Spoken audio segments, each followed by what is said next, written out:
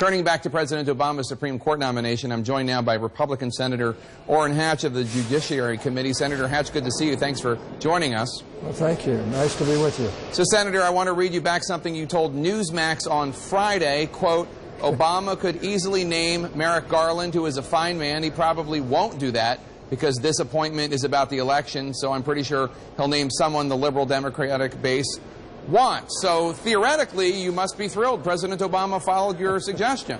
Well, you know, it isn't a question of who he's appointed. It's a question of whether you should bring that up during this caustic, toxic presidential election process. Something that really hasn't been done before, except in the case of, in recent years, in the last 75 years, except in the case of Justice Kennedy, who, after a long ordeal of the Democrats smearing Bork and then going right down the line, everybody was happy to get that over with.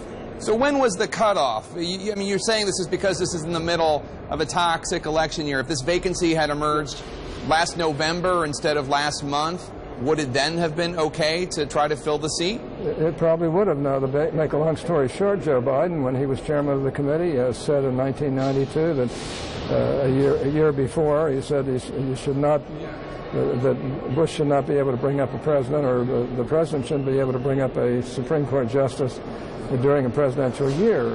Harry Reid has said that. You know, Senator Leahy, who was chairman of the committee, has said that. The fact of the matter is, they're right. This is not the environment to bring up a Supreme Court justice, and we've seen the toxicity that comes from Supreme Court justices. Now, can you imagine bringing one up in the middle of this? I'd rather have it put over. It's fair to both sides. Whoever wins is going to be able to appoint the justice, and frankly, yes, the president has absolute right to recommend and to submit who he wants, but the Senate has an absolute right to determine when that should be brought up, and I think almost all Republicans agree that it should be brought up after the elections, and Senator, to avoid the politics. Senator, in 2010, you actually specifically addressed the possibility that President Obama would nominate Judge Garland. You said there was no question he would win confirmation with bipartisan support. Well, and he did. As a matter of fact, I led that fight for him.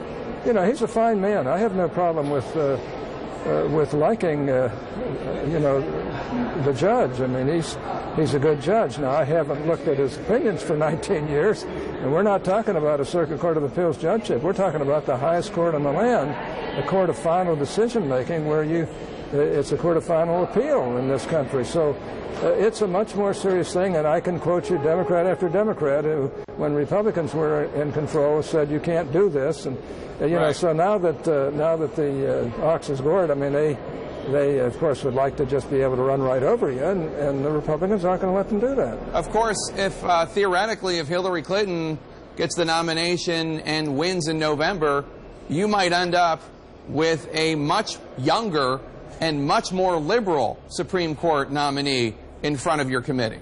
Well, that's the risk that you take. On the other hand, do we want the process to be right? Do we want it to be a sophisticated, good process with a minimum of politics involved, or do we want to just throw it into this cauldron that's called the presidential